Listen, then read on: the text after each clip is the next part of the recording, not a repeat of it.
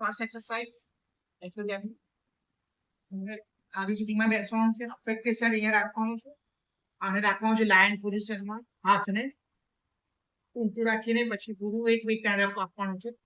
આવી સ્થિતિમાં બેઠા છો તો ઓટોમેટિક તમારું રાઈટ બટન તો ઊંચું થઈ જશે. લેફ્ટ સાઈડ ઉપર જે બાજુ તમારું વીકનેસ છે એ બાજુ પૂરું વેઇટ આવશે. અને આ પોઝિશનમાં તમે વેઇટ બેરિંગ કરીને જેટલું બને એટલું હાથને ઓપોઝિટ રોટેટ કરવાનું છે. It is in lion position. અને પછી તમારે મેક્સિમમ 30, 40, 50 કાઉન્ટ સુધી મેન્ટેન કરવાનું છે. This is going to be very effective.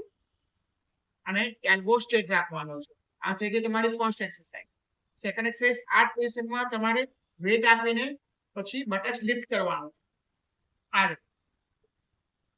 અને પછી પાછું ફરી નીચે બેસવાનું છે. એમાં તમારે લિફ્ટ કરીને હોલ્ડ કરવાનું છે.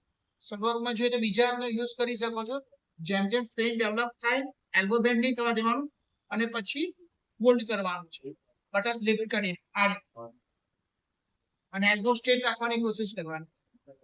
આ વેરી ઇમ્પોર્ટન્ટ એક્સરસાઇઝ છે તમારું જે પ્રોપ્રોસેક્શન લોસ છે એના માટે ઇમ્પ્રૂવ કરવા માટે. This second exercise is very important. Third exercise છે તમારે કરાવે છે નવી એક્સરસાઇઝ છે જેમાં તમારે હાથને લાઇન પોઝિશનમાં રાખવાનું છે. બંને ની બેન્ડ રાખવાના છે આ પોઝિશનમાં. અને પછી તમારે રિવર્સ થી ઊંચું કરવાનું છે. જેટલું બને એટલું વેરી લિફ્ટ કરવાનું. હાથને લાઇન પોઝિશનમાં જ રાખીને તમારે બને એટલું નેક અને બટક્સ બંનેને અપ કરવાનું. 30 સેકન્ડ એટલું હોલ્ડ કરવાનું. પછીથી રહીને રિલેક્સ કરવાનું. પૂરું વેટ એક જ સાઈડ આપવાનું છે. આ પોઝિશનમાં નેક્સ્ટ મોડિફિકેશન આપવાનું છે. આ ઊંચું થયા પછી તમારે એક પગ સીધો કરવાનો ઓપોઝિટ સાઈડ. આપણે લેફ્ટ સાઈડમાં વીકનેસ છે તો આપણે રાઈટ લેગ ઊંચું કરો. હોલ્ડ કરવાનું છે. પાછું ફ્રન્ટને સ્ટ્રેટ રાખવાનું 30 સેકન્ડ. પાછું નીચે મૂકવાનું. એક આ મોડિફિકેશન કરવાનું છે. બીજા મોડિફિકેશનમાં સેમ છે તો પગ ઊંચા કરવાનું અને વેઇટ આપી રાખવાનું છે. મને બટક્સ જેટલું બને તો પેજ સ્ટ્રેટ રાખવાનું. પછી નીચે મૂકીને ધીમેથી રિલેક્સ.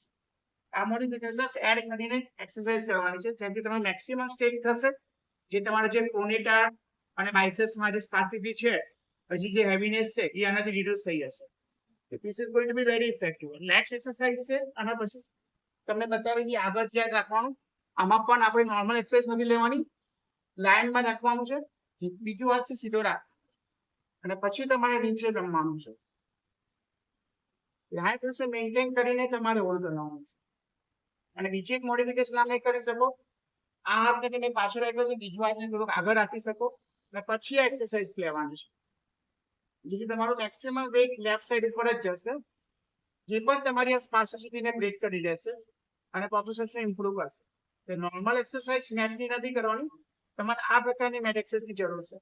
અને પછી આમાં બીજું મોડિફિકેશન એ આપવાનું છે. તમારે સારા હાથથી આ બાજુ બોડીને પુશ કરવાનું છે. સારો હાથ છે એનાથી તમારે અફેક્ટેડ લેગ ઉપર હાથથી પુશ કરવાનું છે. યસ, હું આ બાજુ છું અત્યારે, અહીંયાથી પછી પુશ કરીને હું અફેક્ટેડ સાઈડ ઉપર જઈશ, અહીંયા હોલ્ડ કરીશ. અગેન હોલ્ડ કરવાનું છે 30 સેકન્ડ જેટલું. મેન્ટેન કરો, પાછું ન્યુટ્રલ આવો. દરેક એક્સરસાઇઝમાં 20 to 30 સેકન્ડ હોલ્ડ છે અને એવા 5 થી 10 રિપીટેશન્સ છે. એ દિવસમાં 2 થી 3 વાર કરવાનું છે. આ હોલ્ડ કર્યું, વેઇટ આપ્યું, પાછું આ બાજુ શિફ્ટ થયા. Again right to left wait, maintain, hold 30 second, then come back. આ એક્સરસાઇઝ તમારી આગળની જે સ્ટાર્ટ કરવાની છે એક્સરસાઇઝ એ તમને મેક્સિમમ હેલ્પફુલ થશે. ઓકે, આઈસિંગ, બ્રશિંગ, ટેપિંગ અને sand therapy. Sand therapy continue રાખવાનું છે. This is very important exercise for your acute phase. જે તમને હજી પેરાલિસિસ છે તો તમે આ એક્સરસાઇઝ સ્ટાર્ટ કરો, પછી આમાં ધીમે ધીમે આગળ મોડિફિકેશન કરશે. Thank you.